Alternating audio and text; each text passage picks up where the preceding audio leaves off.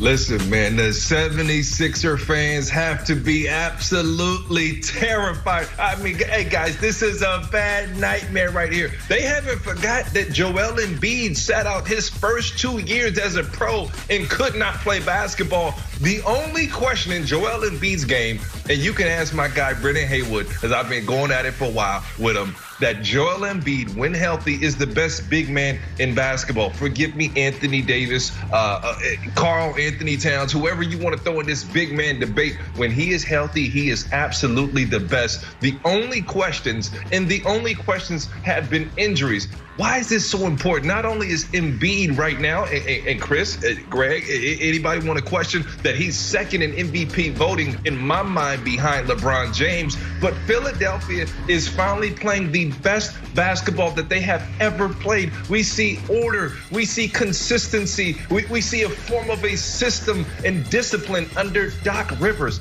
I played for Doc. And one of the biggest things that Doc has done outside of bringing in Curry and Danny Green and those veterans and shooters, something that they missed from having JJ Redick on the squad, was that they now have a system that they run. Doc is excellent at taking someone, I wouldn't say chaos, I don't want to disrespect Brett Brown like that, but he comes in with a matter of respect, and he's an X's and O's specialist. He's detailed, and he's teaching Joel and Ben and those guys how to play the game of basketball. So there's a realistic shot that Philadelphia could come out of the East, guys, and if his back isn't to par, they don't have a shot. Ryan, I think Nikola Jokic would like a word with you about who the best big man in the league is. But to answer the question, Jokic can't guard it, man. Look, I get the injury history, and you're always going to have that concern with Joel Embiid. It's just as simple as that. He's never played more than 64 games in a season. However, I'm going to say the Philly fans should be more encouraged by the way he is playing. He has, for all his injury problems, he's only missed 3 out of 26 playoff games in the last 3 years. So typically, he's there for the most part come postseason. And obviously, the Sixers have to just do whatever they have to do, even if it's resting him several games, to make sure he's ready for the postseason. That said, and you're right, Ryan, he's playing great basketball. Doc Rivers has him playing closer to the basket really than he ever is. Now, I still would like to see him posting up even more. He's still playing a lot on the perimeter, and I wonder if he played down low closer to the bucket even more, if that might help him injury-wise. Because he's out there running around like a perimeter player. He's playing like a small forward a lot of the times, and that can wear on your joints and things, your back, for a guy that size. And if he posts up even more than he already is, who in, let's say, Brooklyn, if they play Brooklyn in the postseason, what are they gonna do with Joel Embiid? They're trying to get an Andre Drummond. They got a DeAndre Jordan to try to throw at him. He'll get them in foul trouble. He'll have his way with them, take them outside if he needs to.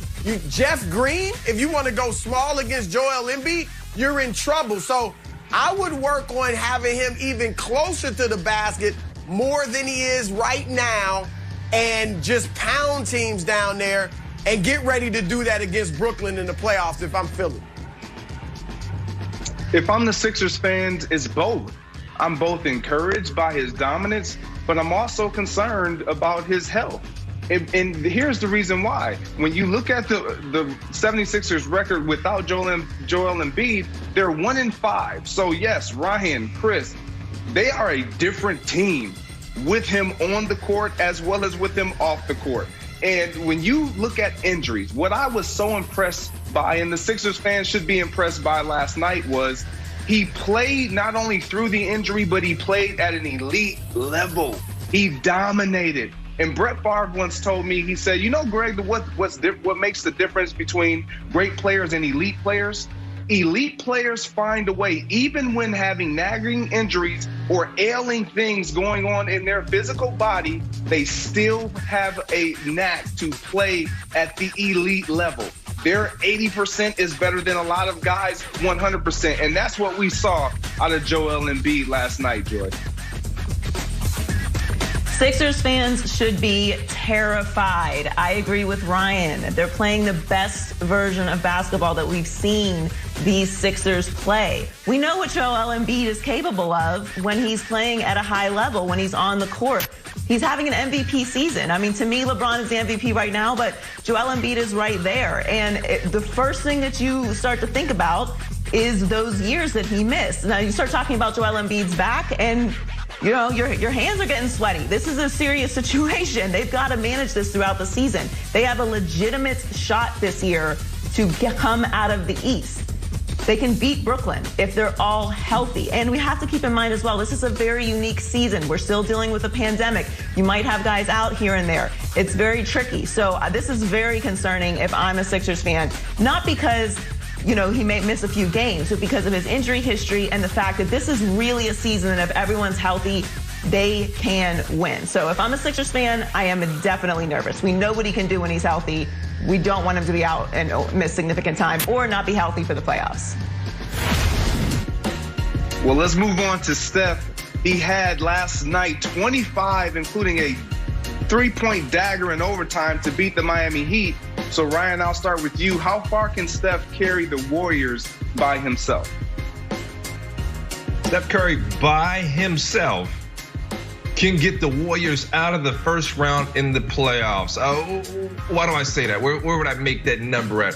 For one, his numbers are comparable to his MVP year, unanimous MVP. But I say out of the first round, if he can match up with anybody else other than the Lakers, I believe there's a shot. As much as I love Utah, Rudy Gobert in the playoffs historically, guys, remember when I said that historically has struggled with mid-pick and roll. Steph Curry is a dead-eye shooter. If Gobert's not up on the screen, Steph Curry would have absolutely a field day, as well as Utah's plan. But the one thing about Steph, he's given us a performance that we've always questioned. Okay, who is Steph Curry gonna be, Chris, without KD and without Clay and all these guys? And Chris, I'm gonna throw this to you. We've seen it from Damian Lillard year after year after year. Without having the perfect team around him, we've seen his dominance. So now Steph Curry is giving us something that we hadn't seen, where we don't have to point to Clay or KD or Iguodala and the team around him as far as how great they are, and the supporting cast was able to grow with him. We can credit Steph Curry for this playoff run 100% on his shoulders. And you may say he may not need this for his legacy, but I believe this is a huge year for Steph Curry's legacy. And I love what he's doing. Steph Curry out there getting busy, dog. Look, Ryan, I told you Jokic was looking for you earlier. Now the LA Clippers are looking for you. You're saying only the Lakers can definitely beat Golden State in the first round, man? Stop it. Look, I'm with you. I do think that Golden State, the furthest they could go would be the second round of the playoffs. But to do that, they really need to get probably that 5th seed. And that's possible too. Right now they're in the 7th seed. They're 2.5 back from Portland, which is 4th. So they should be aiming at home court advantage. Certainly they can get to where Phoenix is at, and Denver's struggling more than we expected. So I'd say if they could get the 4th seed, that would be the highest they could go.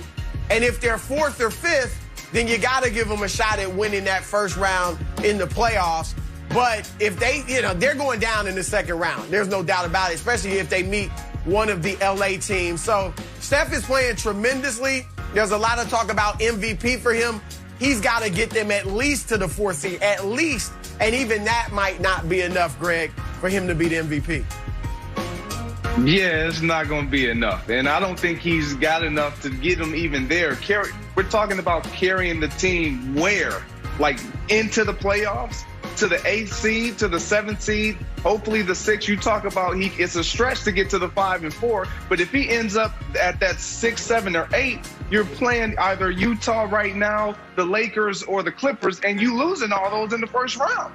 I'm sorry, Steph, yes, you're balling right now, and he is being lethal. Terrific player. I love what he's doing by himself. But you got to think, when you get to the playoffs, everybody starts to localize and focus in on the guy, and that's Steph. And I just don't know if he can continue this for the duration, including the playoffs. It'll be a stretch. He is a great player. I'm not knocking that. Joy, but I don't see him getting past the first round. Oh, I totally agree. I think this is an adorable story. I think it's great, to Ryan's point, for Steph's legacy. And what he's doing is incredible. But let's be serious. We're just talking about the LA teams. Excuse me, Utah Jazz, we would like to enter the conversation. The Phoenix Suns, I think the Nuggets might get it together. They're not winning a first-round series in the playoffs. It's not going to happen. I love what Steph is doing. It's very encouraging. It's a great regular season story. He's having MVP level numbers, certainly comparable to his unanimous MVP season, as Ryan said, but there's no way he can carry them through a first-round series in the playoffs. I don't see it, and I don't think that's a knock on the Warriors. I didn't think that this was a year for the Warriors anyway, so there's nothing but